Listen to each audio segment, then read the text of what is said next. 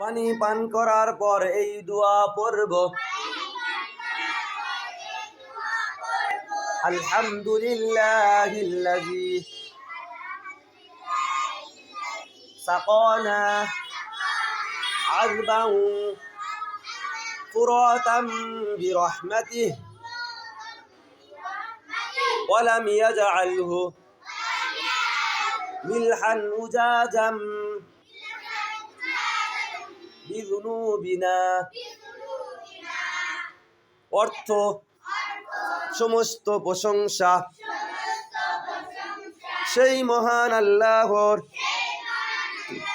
যিনি আমাদেরকে নিজ অনুগ্রহে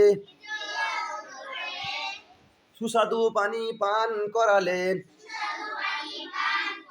এবং ওই পানিকে আমাদের গুনাহের কারণে লবণাক্ত তিক্ত করেননি।